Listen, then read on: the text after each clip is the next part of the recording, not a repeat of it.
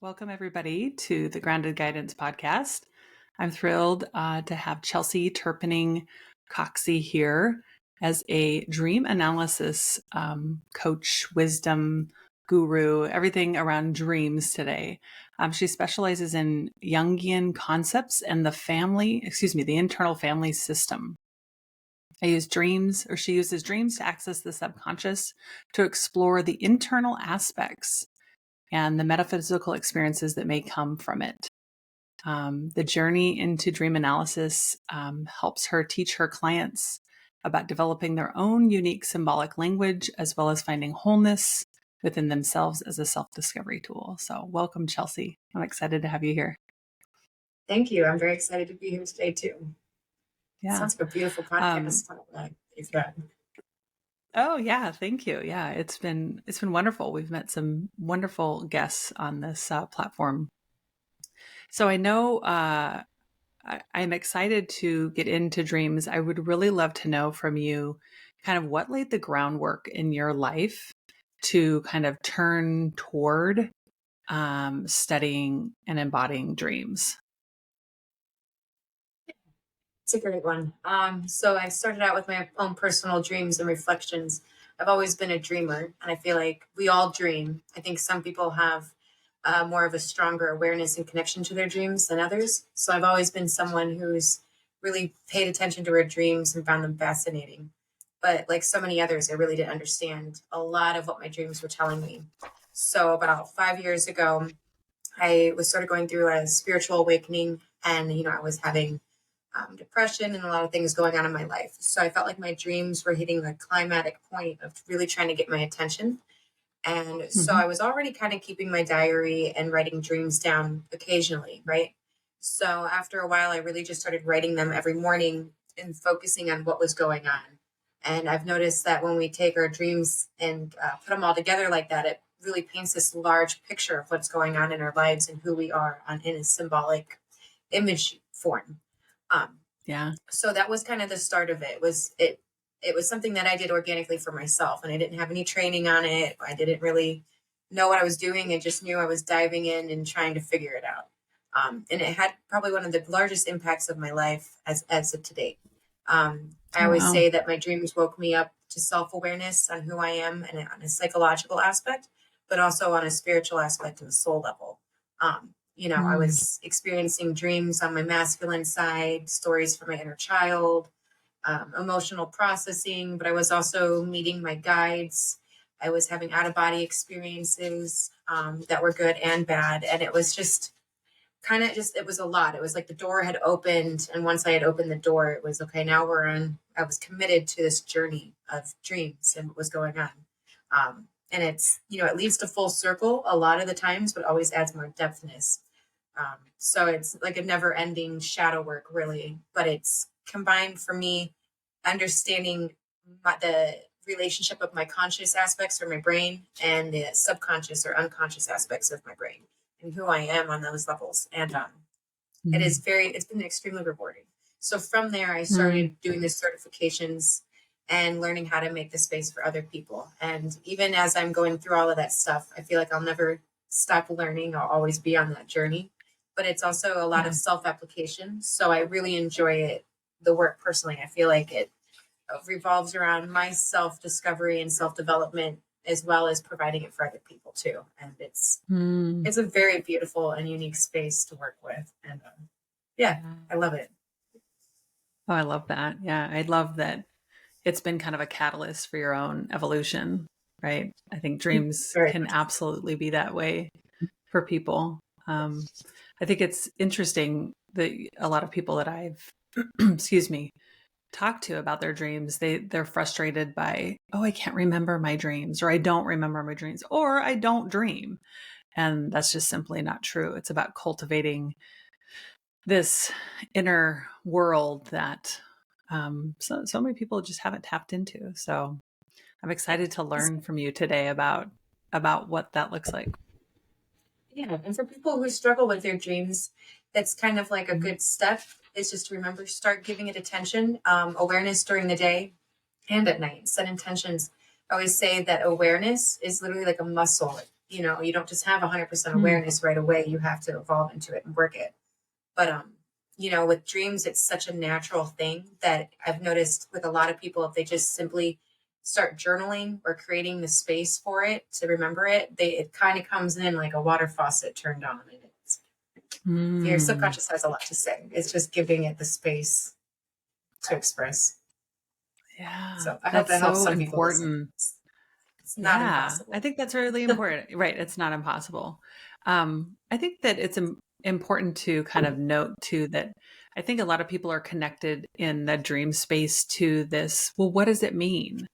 And it's so easy to grab a dream dictionary off your bookshelf and say, "Oh, I had a dream about this. It means this." And it's so much Yeah. deeper than that. It's a portal and it's a window to a whole new world that can open up.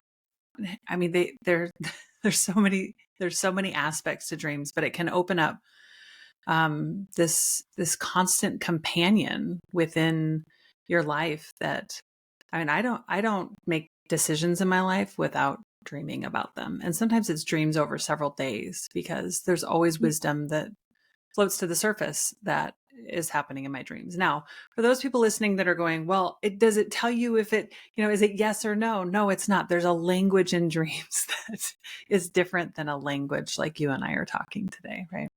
Yes. And it's important to know the symbolic language.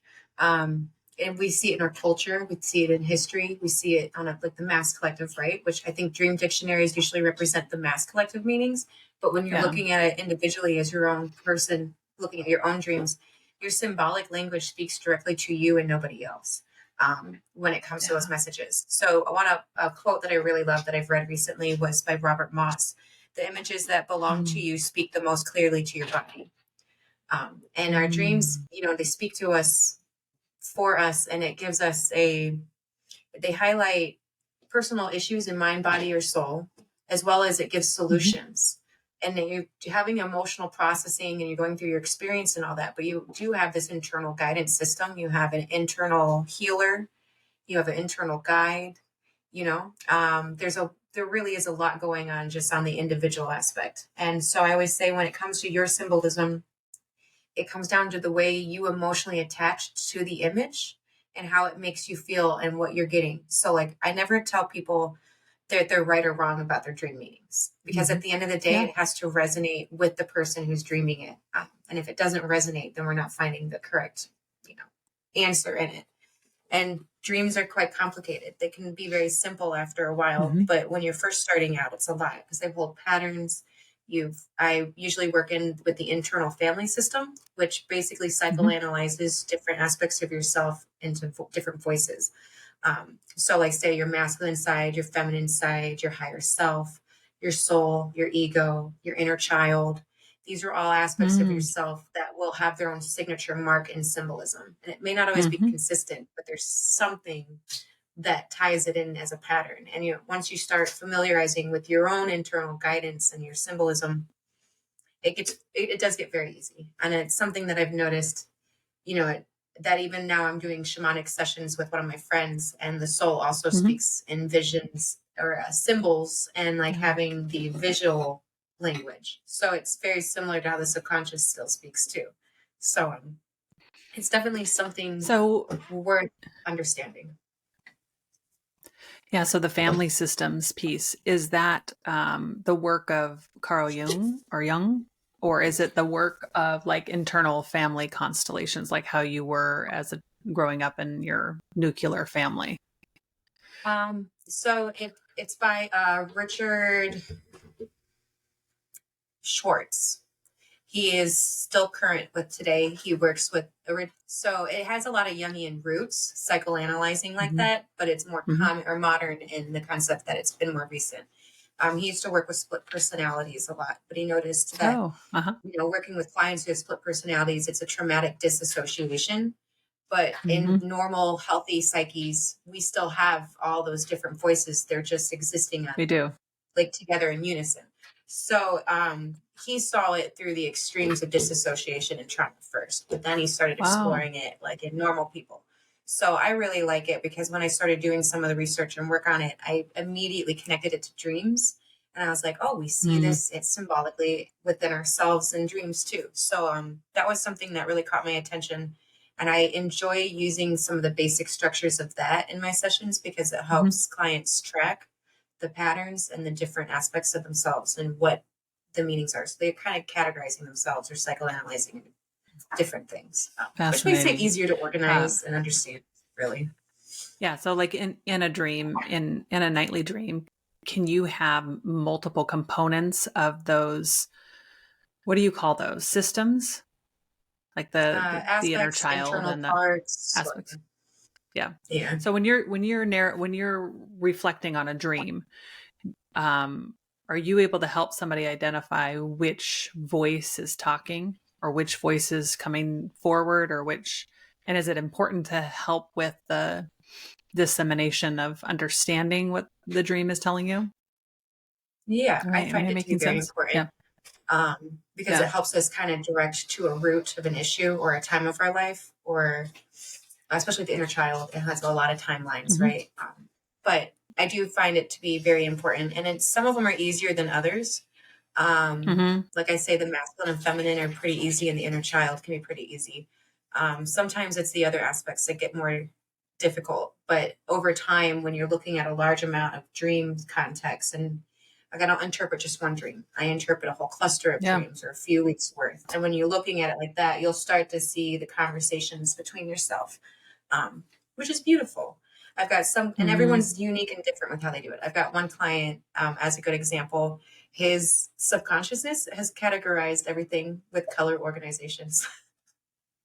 Oh, So we wow. know, yeah, so we know when his masculine is holding something of value or has a say because it will use blue more often.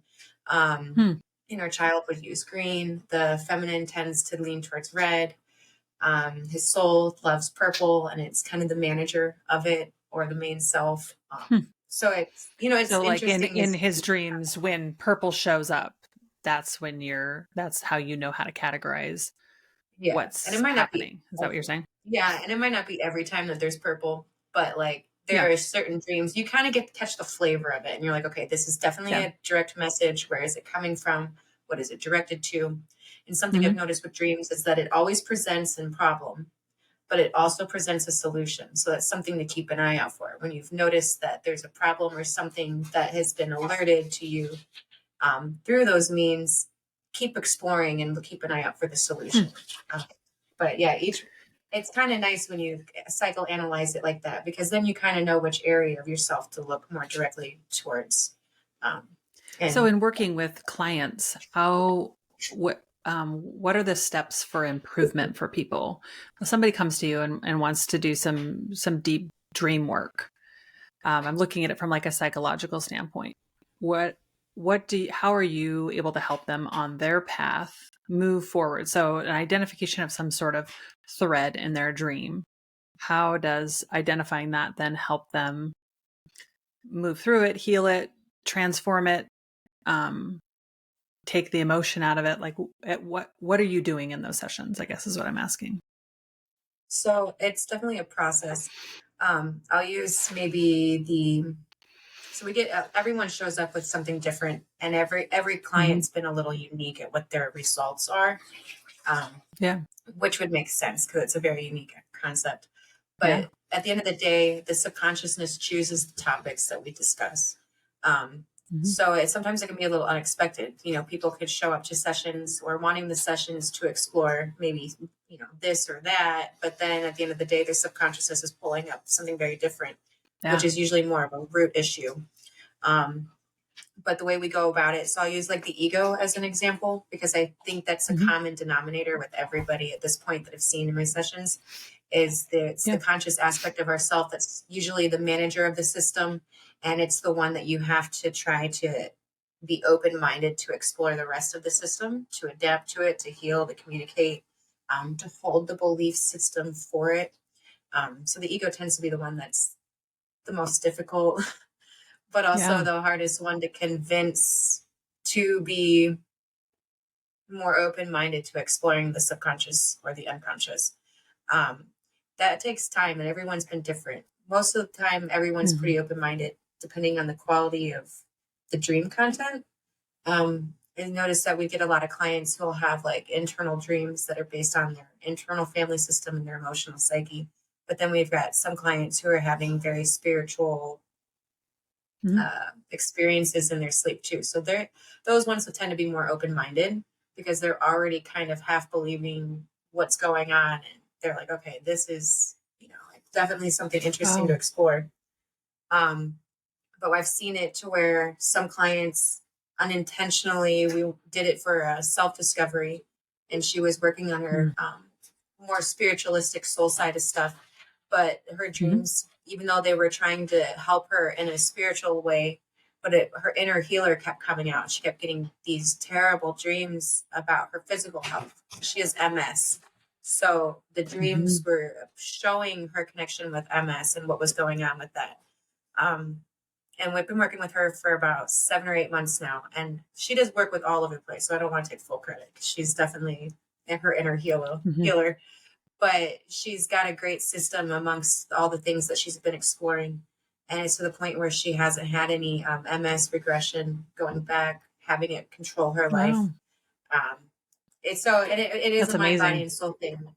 Yeah, It so is. to see it to actually improve your physical health, something that you think you'd have to live with the rest of your life and be like victim to, falling victim to your physical health or ailments, Mhm. and then seeing her actually gain control and understanding and having the soul and the mental health and clarity and working through it on a very Yeah. deep level. Uh, yeah, that was one that kind of Where surprised there's both of us. Like, some yeah. kind of new still. This has just been my first year and a half, so I was like, wow, that's really cool to witness. So Yeah. That's amazing. I mean, the trajectory of the connection between what's happening in our mind and not and the trifecta of the mind, body, soul, right? yeah, Working through the things that are happening in the mind, but then also not allowing what's happening in the mind dictate what's happening in the body. And so I think working through your dreams is like really a powerful way to kind of open up a new portal. It can be a real big yeah, catalyst for healing. I love it. I just really love it. yeah. I'm It's curious about your. Oh, I'm sorry. Go ahead. no, I was just saying it is very much beautiful. Yeah, it is. I'm curious about your kind of your experience. You said that you were kind of like broken open through your own spiritual kind of journey and experience, and dreams kind of took you there with a lot of different, like, you had, what, precognitive dreams and intuitive dreams, and then you had just, you know, plain old ordinary dreams. What was that process like, learning, opening up and enveloping to the spirit world, but then also watching your dreams be your guide along this path, and then just full in, jumping in with two Yeah. feet. Yeah, it was quite the journey. It probably took a good like 2 years really to for me to um I feel like I was always accepting it, but it took a minute for me to really get a big picture of why and how and all that. But so I was having a lot of dreams about meeting my guides or having out of body experiences. So that was something that really was difficult at first because logically I can't explain why that would be happening. In Western culture, we don't always embrace these things a lot as maybe Eastern culture. So we're very like, we need our facts and our logic. So something I Yeah. noticed going through the dream discovery, as well as like just seeking external information at the time too, was trying to connect the dots between my logic and my intuition. So it showed the Hmm. dynamics a lot in my dreams as well. Um, there were a lot of times where my guides were teaching me stuff, or showing me things, um, which was just huge. And it had these big aha moments where, in the next day or a couple days after that, I would see this book or something that would come into my life, and it would confirm everything that was happening internally. I was also having dreams with my higher self a lot, where she was comforting me, or I would use her as an internal therapist almost. And I would try to Mm. express what was going on in my daytime that I was struggling with in fear or sadness. I was trying to get over depression at the time, which, I Hmm. used Joe Dispenza's work a lot at that point. That helped a lot. Hmm. Um, Mhm. yeah, and his is big kind of with the whole mind creating the chemical releases in your body and creating it's a good Yeah. one. So The it went all hand in epigenetics. Yeah. hand. Yeah. Yep. So I was doing a lot of that stuff. And then so having my higher self actually comfort me and interact with me in the dreams was huge. And that was like a big comfort to know that there is an internal guiding system. Having one internally within myself, but then also having this external guide system that was consciously outside of myself, that would have been more of a spiritualistic combination of having actual guides who were helping me in very deep spiritualistic ways that felt almost like archetype or consciously outside myself. So I very much enjoy shamanic practices now, which are more open to a lot of those ideas of, connecting with the universe on a level like that. But for me, it was very difficult because even though I was experiencing these things, um, trying to logically explain it was hard. Then Yeah. I had a close friend and ex-boyfriend who had passed away probably about a decade ago. And this is something I always fall back on personally for myself when it comes to Mhm. proof, I guess, that something exists beyond life. After he had died, Mhm. 2 weeks later, I saw him at work. I was at a trade show at the convention center in Vegas. And he literally just was standing there in front of me, glowing like an angel, just perfectly happy. And he didn't say anything. He just smiled. And I walked up and I talked to him for a few minutes. And it was just, and I told him, you look like someone that I love very much that had passed away 2 weeks ago. And it's, I couldn't help but approach you and talk to you, and it couldn't have been anyone else. It definitely was him. But it was just such a weird experience that after that happened, I was still almost in denial on it. That's why I Mhm. say I work with the ego a lot because it wants to wrap its brain around understanding, like, Does. how is Yeah. this possible? Mhm. So for me, that was like a big rooted personal experience that helped me understand. And when I would go back to my dreams and what I'm experiencing in Mhm. dreams on those levels, how it's possible or real. So it all really took a long time to develop, but I was having dreams of internal guidance. I was having a lot of dreams with my masculine side, which I find still very fascinating because it does work as an internal guide and something that we want to embody within our own yin and yang or balance of the feminine and masculine. But at times it felt Mhm. like it was almost like something that existed in real life that I was connecting to. So it Yeah. was like a very Mhm. strong, vivid. It's like, is this person alive or is it me? What's going on with that? Which I know there's the concepts of like twin flames or soulmates being universally connected to other people. So I still find that very fascinating how it seems to mirror something internal, but also physical as well. Um, Yeah. so that's one that had caught my attention a lot. I was having a lot of those dreams. Um, and at one point, I did a small microdose of hallucinogenic just to try to stir up Mhm. my conscious aspects of myself and try to understand what was Mhm. actually going on because it got to the point where my dreams were so extreme at first that I was like trying to understand them and I kept consciously tripping over it and I was like, oh, what is going on here? I just need to Mhm. see it. I need to understand it.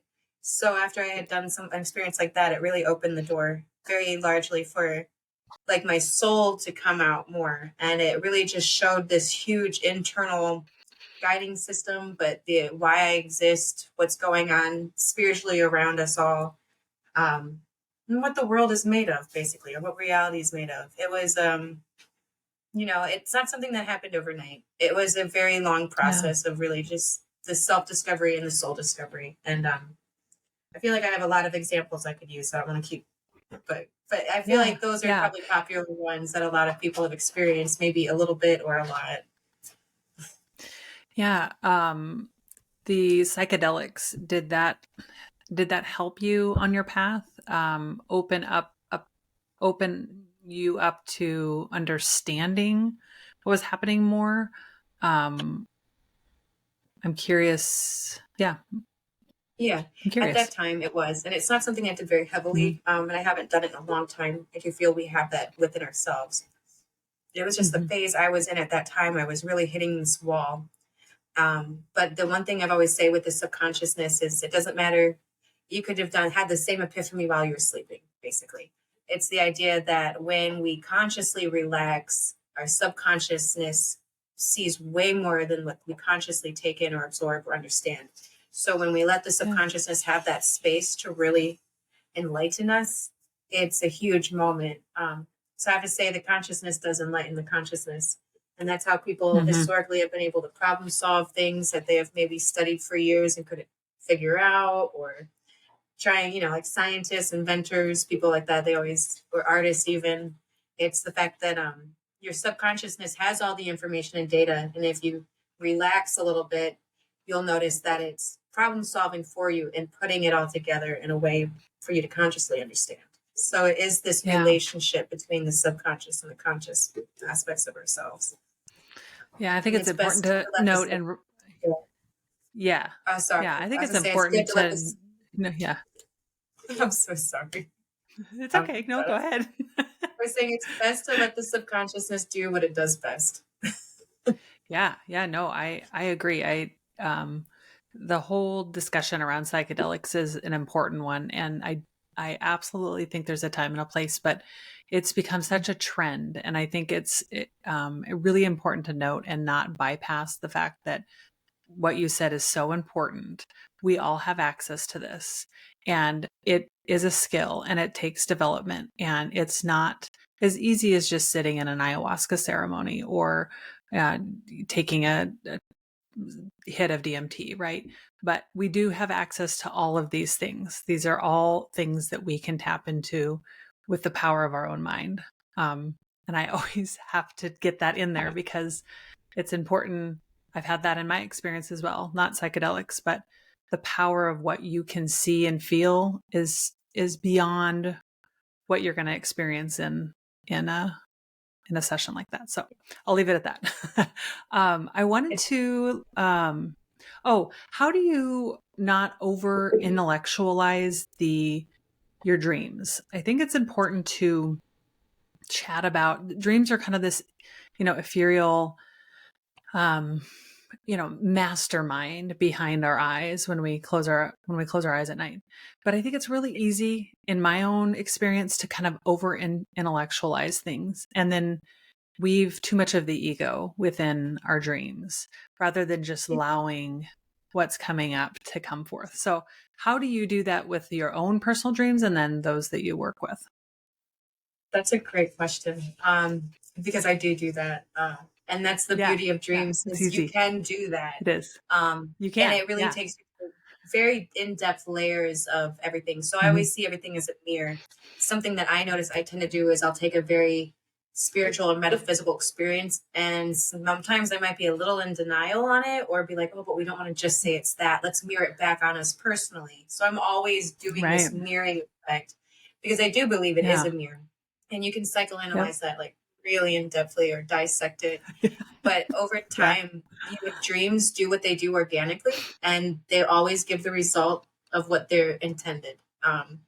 So like I always say, when you have a dream that first morning and you're waking up and you're thinking about it, that's probably the time you're going to most psychoanalyze it way too much. But if you let it sit in the system for a while, or even get it like a couple days or a couple months, when you look back on that dream, you're going to see how in depth it really was and how it's evolved in meaning over the time. So it'll keep the same meaning, but it will get very deep into that meaning where you can see it correlated in all these different areas and kind of like a tree with the root system and everything. So I do find that dreams, they're never really black and white. They always hold a lot. So I think at that point, it's almost going to feel like a rabbit hole. And how in depth can you take it? Yeah. It's so true. And depending on kind of where you're at in your life and what new experiences you've had and how open you are. And if what's your growth edge been like? And, your perspectives are constantly shifting. So how am I going to look at through a new lens? I want to share a dream that I had, that I've had over the past 22 years. And it finally has wrapped. The dream has finally come full circle, but I spent so much time trying to figure out what it meant because it just kept reoccurring. So I dated a guy in my early 20s, And we were kind of more like friends than people that, that were dating in a relationship. And even when we broke up, we were friends. And I kept having these reoccurring dreams with him in my dream, and it was always the same. He would show up, we would connect, we would try to make a date to go have dinner. Not a date, but just like, let's meet up for dinner or drinks, or I want to see how you're doing. And it was always very cordial, and he would never show up. He would never, ever, ever show up. And so then I would be left feeling like, that was weird. That's not how I felt when, I was dating him. And I mean, this went on for 20 some years. It just kept going on and on. Well, just recently, within the last year, I had a dream again with him in it where he revealed we have spent a past life together. And the reason I keep showing up to you is because you are not showing up for yourself.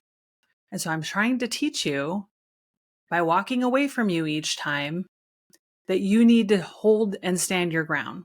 You need to hold and stand your ground and start showing up for yourself. And it just seems so odd. I mean, this had to sit with me for a long time. I had to let this percolate because I do feel like I show up for myself. I do, but I knew exactly what he was talking about.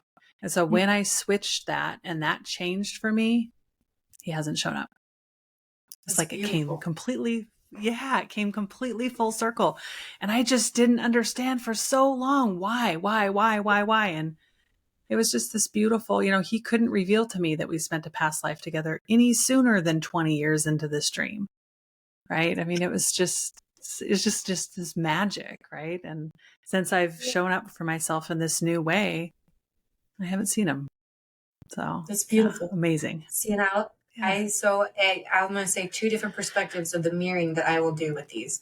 I always say that it represents your masculine side on an internal level, where you need to probably embrace more of that within yourself and let it show up for you, right? In this duality relationship amongst yourself.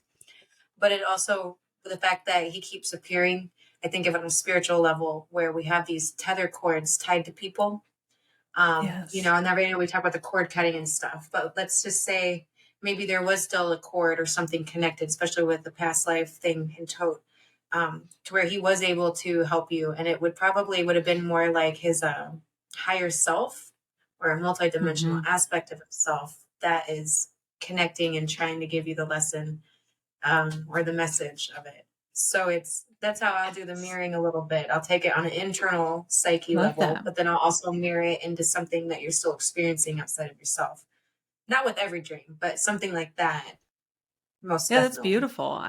I really love that. And I would agree with that. I think that's all very real and truthful and happening in this time. And it's made me question, like, do I have unresolved feelings, not for him, but did I leave some stone unturned? And I don't think that was it at all. I think that the reason he was in my life in this lifetime was because we spent lifetimes together before, and he has been this thread through the last 20 years to remind me, I'm not showing up for you because you're not showing up for yourself. Wow.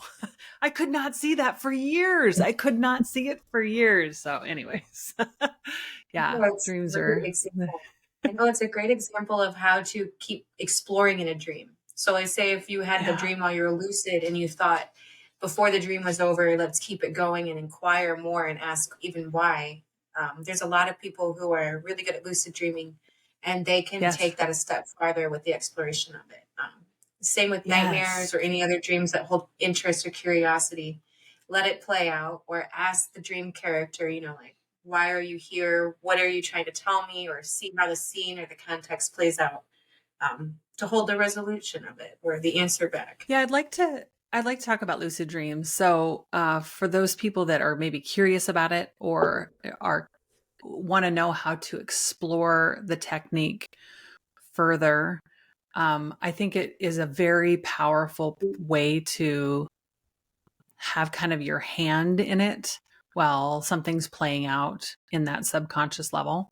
How do you help people work with lucid dreams to help work through whatever the dreams are bringing forth? So, I'm not a lucid dream coach. I know people who like really niche in that specifically, so I don't have like a million suggestions. But I do know that it is a level of awareness, and it's that muscle I had mentioned in the beginning, working it out like a muscle. Some people are really good at lucid dreaming since they were kids, and it might carry on into their adult life. I think we tend to lose that a little bit more, but I think it's because as society, we're distracted. We're so focused on the daytime, we're not giving the awareness at night. So if you switch that from creating the awareness during the day, but giving it at night too, you'll notice that you know when you're dreaming. I noticed some people like to use it as a sport. So they'll be like doing all these tricks to tell, like the movie Inception, like, do you know if you're dreaming or do you not? Oh, I think wow. it's cool, but I always say, you know, when you're dreaming, because you just know, you consciously aware on that level a little bit. It kind of get confusing at times when it's too realistic to your daytime. Yeah. But there is something with that. I used lucid dreaming a lot, not just for fun. I was having the out of body experiences, but it was nice to use it on an internal level for exploration. So it's just when I know Yeah. that I'm consciously aware in my sleep, what do I want to do with that? And it's setting intentions, having like a motive, especially if you're using it on a self-discovery level. It's nice to like try to maybe go explore different parts of yourself. Um, a lot of people use it to explore out of body experiences or meet their guides or talk to maybe a past loved one, things like that. But I think when we're using it strictly as a self-discovery, it's nice to let the dreams kind of play out and then wait for a moment to be like, okay, I'm going to pause for a minute and I'm going to analyze it or I'm going to explore it more. So I've noticed that for me, a lot of the times I let the dreams play out organically, but I know that I'm dreaming. And then I will pause or stop a scene or try to use it to continue to analyze it while I'm sleeping, like a behind the scene thoughts while it's playing. Yeah. That's There's a amazing. lot to it. Yeah, but it's just a level There of is. awareness. Yeah, and Yes. everyone can be as unique with it as they want. The cool thing about dreams is that it's a very diversified tool. And when you're familiar with how to use it just as a couple tools, then you'll start to evolve with it and see other ways of bringing it into your life. Some people will use I lucid found dreaming with to practice skills even. Like to daytime practice what? skills. Like I said, to practice skills, like in your daytime. Like if you were, say, you're an athlete and you wanted to practice certain movement during the day visually, you could do it at night too, or public speaking, or trying to perfect something, study, learn. So that's a very good point. I found that my lucid dreams become I'm a lucid dreamer, but not every night. It just kind of depends on what's happening. But the more I'm meditating, the more lucid my dreams are. So when I'm bringing Yes. focus to a contemplative practice, those lucid dreams become more expansive. It's kind of a wild experience. I usually have a similar lucid dream each time, one of which I'm being stolen from in some capacity. But I always am in the dream knowing that it's not really happening. I'm just dreaming. And so I have this weird awareness that it's not actually happening. And, so there's some part of my identity that feels like it's being robbed or disconnected. Or so I always wait. It's just really interesting. Ever since I've been able to lucid dream, I don't have nightmares anymore. I think it's because there's this amazing awareness within the dream space that when we're connected to all these different levels, even in the astral realm, there's scary things that I see, but I can control where I go, right? So it's It is just nice amazing. having something like that. And it really changes a lot of aspects of yourself. You know, how you're viewing reality, but how you're viewing yourself. It really broadens the horizons on who you are as an individual and what you can do with that. And using dreams not just as a self-discovery, but as a tool to build and manage your life or lead your life in a better direction. It really is. It's beyond. It is. It's a built-in guidance system. I have people that I know, everybody that I know, when I say, "Oh, I had a dream about you," they're always like, "Oh," and I'm like, "No, it's good. I mean, I'm processing something in my subconscious that you're a part of." They're like, "But they're so weird." I'm like, "Well, they're not meant for you to understand." But it's always interesting. Yes. So I wanted to ask about the connection between all of the spiritual information that comes forth in the dream space. So the intuitive dreams, the precognitive dreams, the premonitions. Do you see that there's a line there with just normal everyday dreams and what's happening precognitively?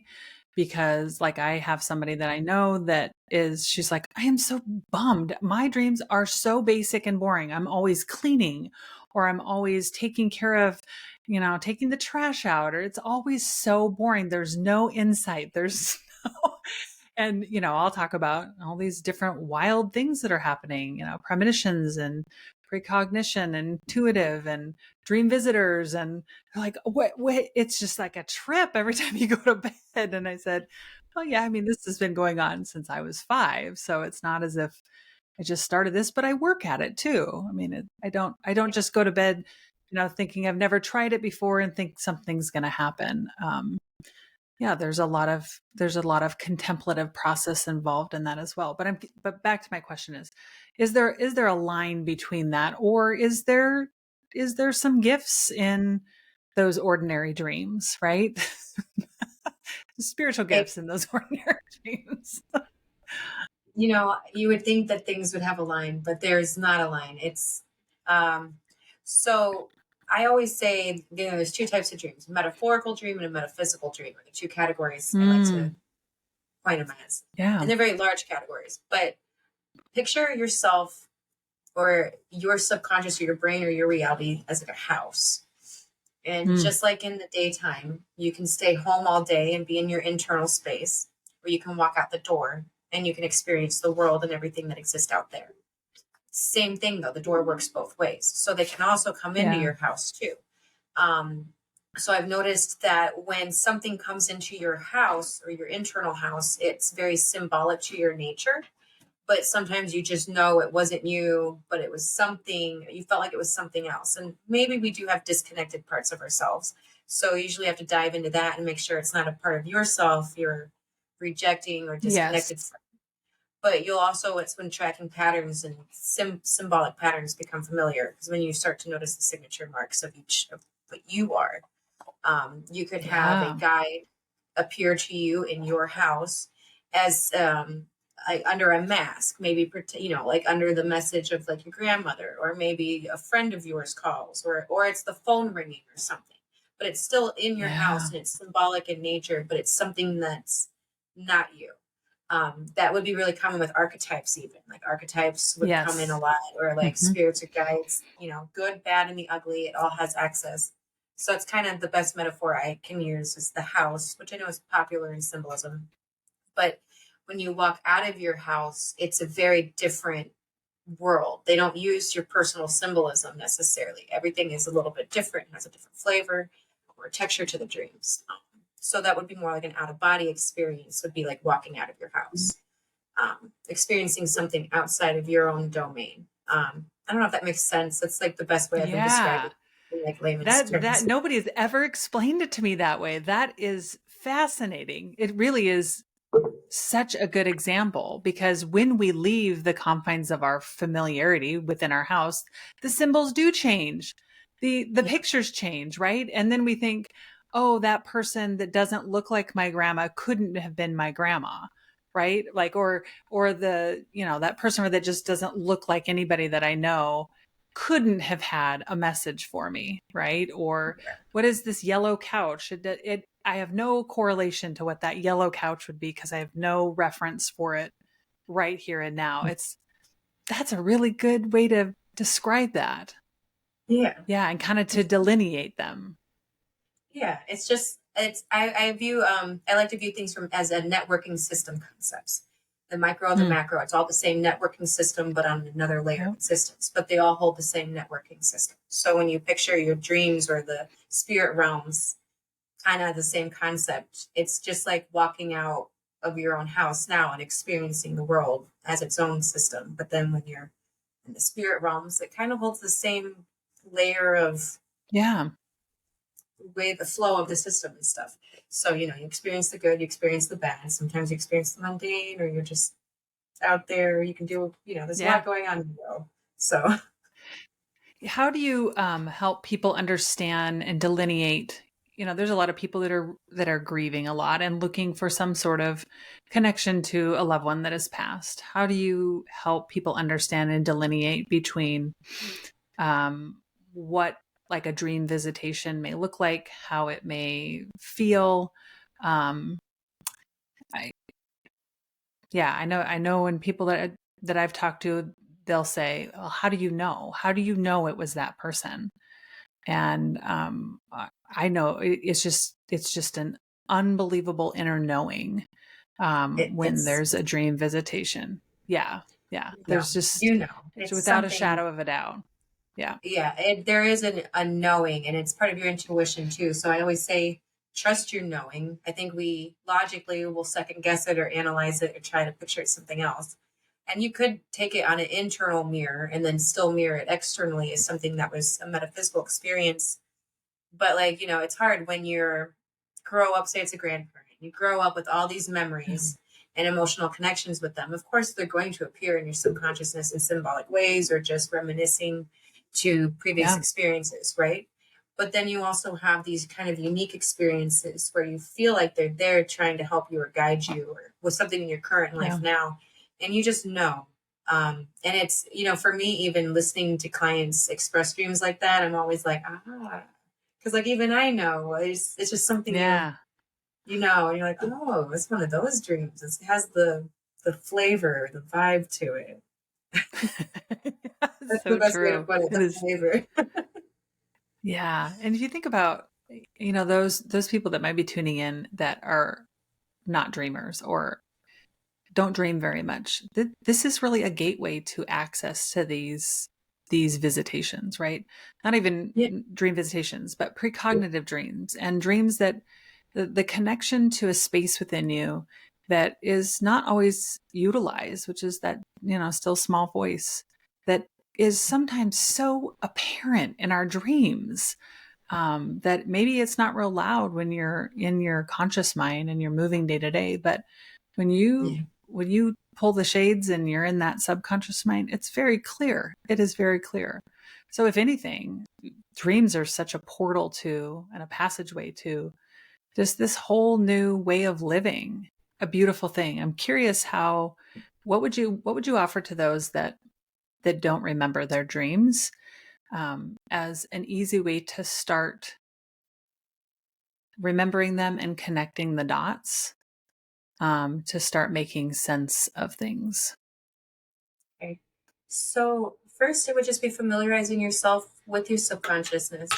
And I think I really, and that's not just in the day sleeping, you know it during the day too. A lot of the times, let's say if there's a microphone or a main platform that is you and how you live, I'd say the ego usually tends to override and take the platform, right? And then you might Yeah. have some other aspects of yourself that will trigger out during emotional periods or triggers, anything that would trigger maybe another aspect of yourself. But for the most part, the ego tends to have it on lockdown, especially in Western culture where we're so ego system based that our egos are Yeah. trying to just keep up with the rest of the egos. Um, but it's allowing space. So So when we true. start, yeah, it's the best way to put it. They're just trying to keep up with Egos the keeping up rules. with egos. That's so true. But like, it doesn't know any better, and it's trying to manage how it perceives reality, how we perceive ourselves. So when we start diving into dreams and you start journaling and starting catching some of these parts of yourself, like the obvious ones, maybe like an internal guide, like maybe you have an experience where you were talking to yourself physically in a dream. That would be your internal guide. You could have your feminine, your masculine, Mm. inner child. Those tend to be easier too. But when you start realizing that these parts of yourself do exist and they're just laying in the unconscious parts, you start to embody it more during the day in various ways. And it takes some creativity Mm. and maybe some healing too. But it's the idea is that we're not just doing this at night. We need to bring it to the daytime and allow it to Mm. have the microphone or the platform and to be a part of our day or our reality. If it's adding more imagination and creativity, if it's making more action, taking more, a voice, playing more, embracing your inner child. Mm. But I think when we just start seeing that we are complicated and what is actually going on, then you can bring it to the daytime more. And that does involve journaling. I think meditation is a huge part of that because it's still Yeah. accessing kind of that twilight area between the awake and the sleep too. And Yeah. meditation is very much a subconscious activity. You Mhm. can use it to explore yourself on an individual level as well as on an out of body or spiritual level too, or tap into your soul. There's all kinds of things. So I think meditation is a good one, but also practicing forms of mindfulness during the day helps build awareness at night. Mm. So it's the idea Mm. you can't be consciously aware in your sleep, but going on autopilot during the day. You have to get off Very good point. autopilot. You have to start creating the muscle awareness and the mindfulness of just your daily routine, even. People who want to connect with maybe past loved ones. I use my Mm-hmm. grandmother as an example, and it's just kind of a short little story, but I was very close with her in my life. So I always call her my soul sister. So she was just great. And Mm. when she had died, I had experienced, like while I was falling asleep, I felt like I had felt her. And at the time, I wasn't Mm. spiritually awakened. So it was like kind of a weird, like I don't know, it was weird. I think I was paying attention to my dreams, but not as heavily at that time. So she came up and Mm-hmm. I felt her hug me as I was falling asleep. Then later that Mm. night, I had a dream that she was standing at the gate of heaven, and it was like the bright white light, and there was just these arches with no walls. And she was there with her arms open to give me a hug, and I walked her through the light. Now, I do not remember Mm. having memory of walking through the light. I remember it walking through, but like getting the other side, I don't remember anything. But it was this idea of kind of me working as a guide or saying goodbye to her. Since Mm. then, it's been probably 6 years, and I've had a lot of dreams, very active with her showing up, giving me messages. But it's not just in my dreams. I notice her during the day too. So in synchronicity, Mm. symbolism. So the cool thing with symbolism is, you can put symbolism to something personal. It can be whatever you want. So you could say, I have one client with her grandparents. Red cardinals are always a sign Mm-hmm. for them. It's happened in the dream. Then she designated it during the day based off of synchronicity and having just so much of that. But it's the idea that she's creating awareness during the day. She's also has it Yeah. at night, and she's letting it go full circle. So they're not just communicating with her during the day, they're doing it at night, and she's communicating back. It's this idea that it works like a telephone. So when you Yeah. encourage the line of connection, you're going to see it in all aspects of your life. Dreams are just tend to be more obvious, but it's just as active during the day too. Um, so I always think that's a good way of kind of describing it a little Mm-hmm. bit through example. Like, we can work with these things. We can be creative with it. Mm-hmm. We can set up our own personal symbolism, our own synchronicity. We can watch it come into play.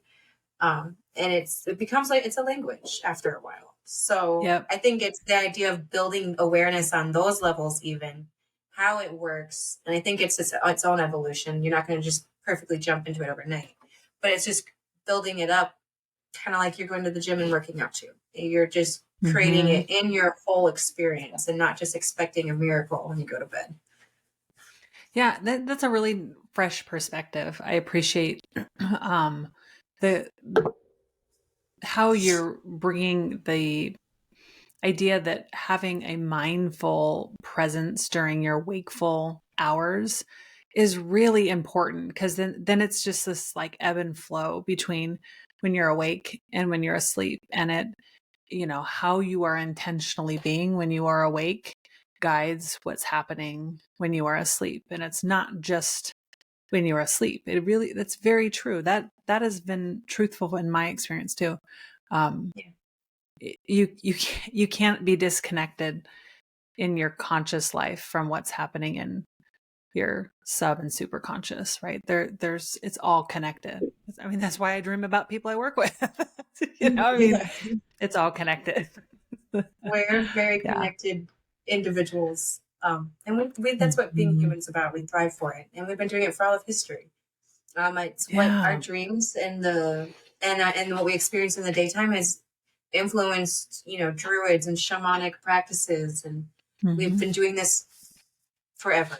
And it inspires both Yeah. religion and both spirituality. And it really does come down to this connection that we internally have to something bigger or outside of us.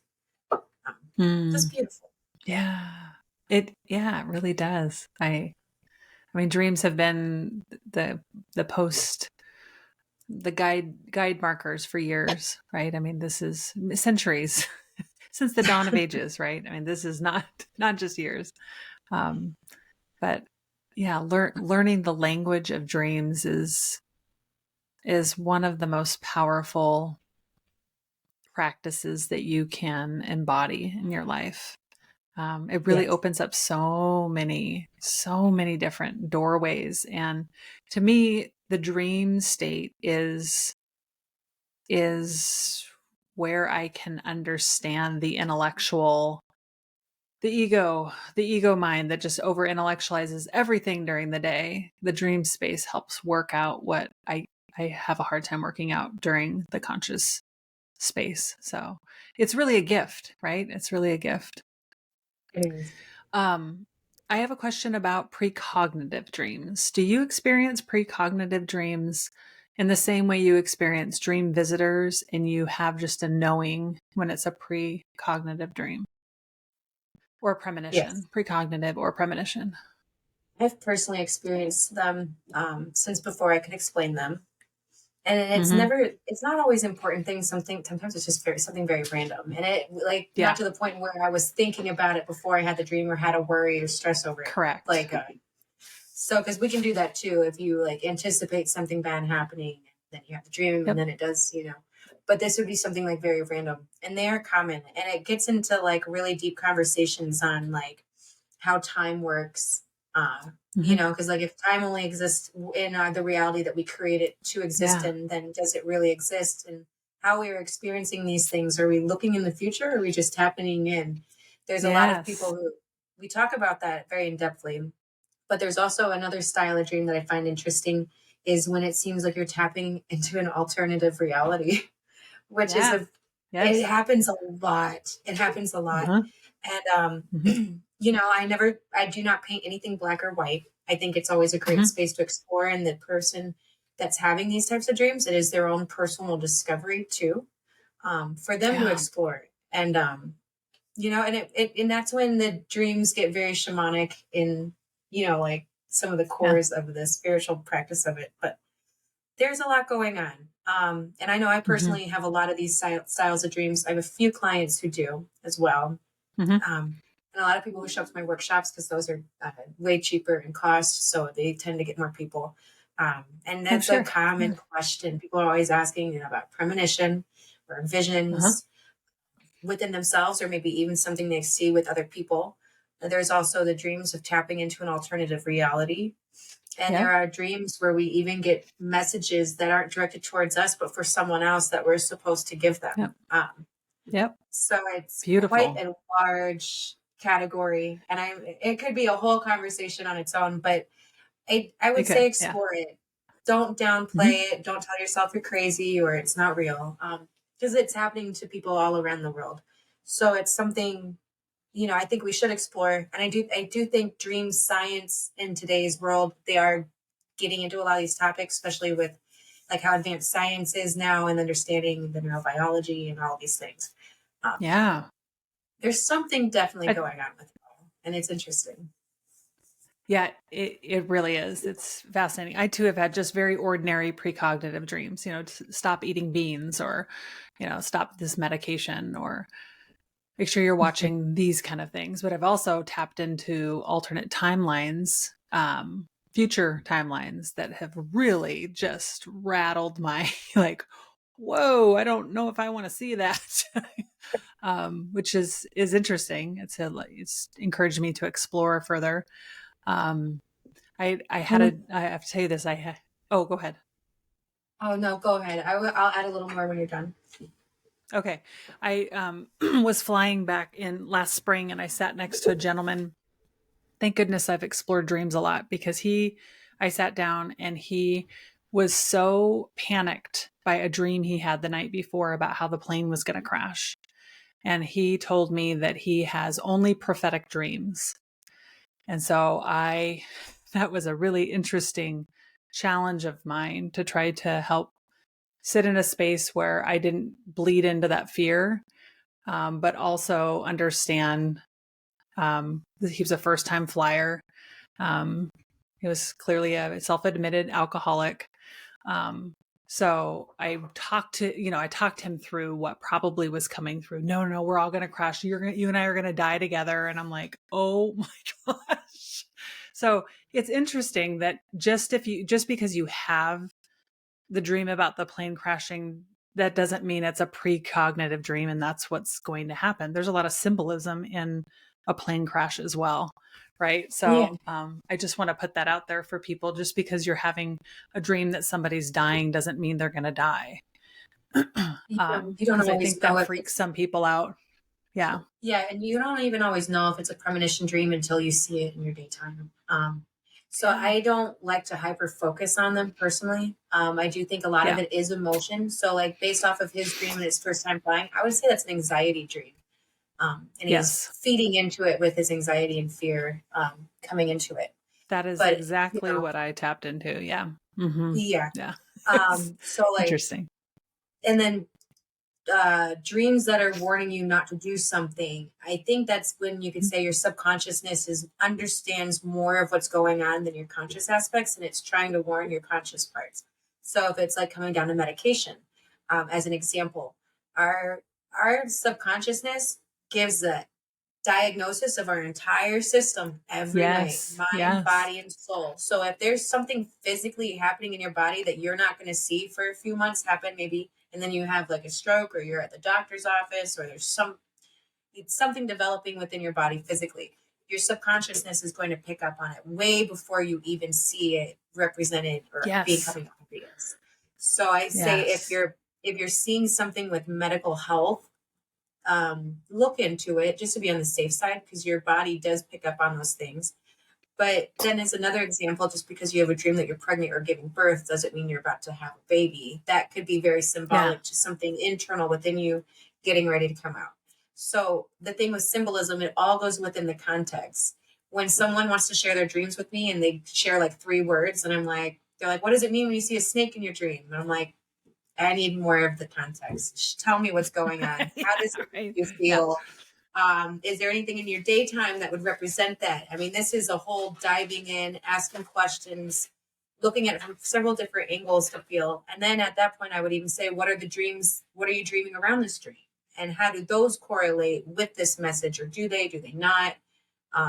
It is a whole, I would say dreams are tiny puzzle pieces that create a very large picture. Mhm. So I think when you hyper focus on just one dream, you're missing the context of a larger picture or a bigger message or more clarity. Yes. But I would there's a lot. also offer. Yeah, I would also offer about the medical dreams. Not to be, for those people that have a little bit of medical anxiety, don't get hyper focused on what you're seeing, because remember, as you tap into this field, the dream wave, the dream field, you often are tapping into a future frequency that you may see that may never ever manifest. So that's been my experience as well. I've tapped into things that I see in a future timeline that have freaked me out, and then I am able to challenge the pattern, and it never manifests. So just keep in mind, Yeah, just because you see it doesn't necessarily mean it's going to it's going to be. manifest that way. Yeah. And there's So a wow. great book I'll recommend actually for anyone listening that really Sure. wants to Yeah. dive in. It's Conscious Dreaming by Robert Moss. You can get it on Amazon, I think, for like Yes. $16. I Amazing. have He read talks the about, Awake Dreamer. Which one do I have? I've read a couple of his books. I love his yeah, work. I love his it's work. Yes. great. And it's really Yes. simple to understand. He gives you permission to really just lean into your belief system on a very open minded scale. But he talks about even using dreams. So, like, say with the example of having physical health issues. So, let's say anyone listening that Mm-hmm. has a physical health issue, set the intention to ask your body to give you the results or give you something on what you can do as a solution. And it might not happen in the first night, but I think over time you will notice the communication going back Yeah. and forth between you and your body and the inner healer. Is this idea that there are like miracle stories that sometimes come about where people are very familiar with their dreams and their language. They're working with it with the intention of trying to find a solution to the problem. And if it's something they can't physically do in the daytime, you will see almost something energetically come into your dreams and have this Yeah. very large moment of curing or doing something that when you wake up the next day, the ailment's gone or it's better. And, and it's like one of those things that doctors are like, oh my gosh, how did this Yeah. happen? What happened? Right. Uh-huh. Yeah. And I think that's where like the miracle thing could come along. And I do believe that could even lie within the path of like being holding a visual with like neuroplasticity or something of like where you're physically almost doing it for Yep. yourself. But it does in the same sense have a flavor of something outside of us also doing it. So it's a very interesting lane or tool to explore that way. I'm not saying like Yeah. And everyone I, should no, ditch but their docs. that's a really important point. I think that back to my over intellectualizing, having your ego over intellectualize things, we often think that we are in control.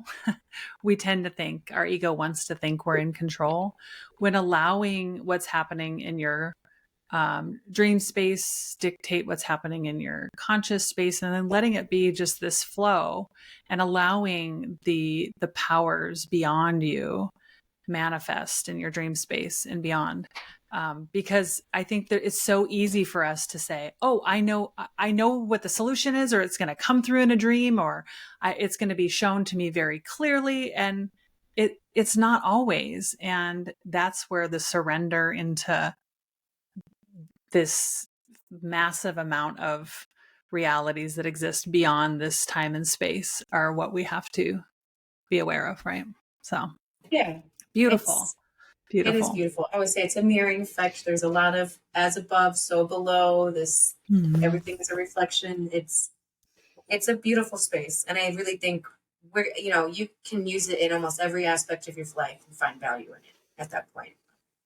Yes. Yes. If Amen. everyone I in the love it. world paid attention to their dreams, what would the world be like now?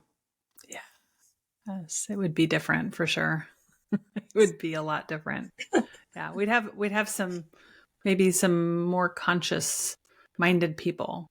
Not better, not worse, just more conscious of their awareness and their place in the world, Yeah, right? I So, agree. yeah, It would be quite unique. it would. So, Chelsey, how do people get in touch with you, and what kind of services do you offer with your business? Okay. I'll send links after this, but my website is Mhm. chelseaturpeningcoxsey.com. You're going to find my dream analysis stuff on there as well as my books. The books are available for sale on Amazon. I just have it listed on the website. It'll hyperlink. So the one-on-one sessions I have available. I also have group workshops that I do monthly and sometimes like collaborated ones with a few other creative spiritual entrepreneurs. They're really great spaces. We do well with those. If you're interested in the one-on-one works or one-on-one sessions, you can always reach out to me or do a free consultation. And I have a book series that is based off of my own personal reflections of my dreams and subconscious releases and soul talk, basically. And that's Mm. called Living Life Metaphorically. The first one is A Journey to Waking Up. That's available on Amazon now. I'm working on the next two, which is A Journey to Within and A Journey to Other Realms. I feel that they represent layers of self discovery and gaining more consciousness or higher consciousness through the chakra system. Uh, Mm. so it is my own Fascinating. unique way of, I don't know, it's interesting. It's very free form written poetry in a very in depth way and very unique. Mm. So if my soul, and I always Beautiful. say at that point, it's like my soul is teaching me through writing. Mm. Oh, I love that. That's neat. Yeah. Okay, so we're going to wrap it up now. What is your unique parting wisdom to our community? Okay, I'm going to go with what I've been using as my own motto the last year. That is trusting the process and going with the flow.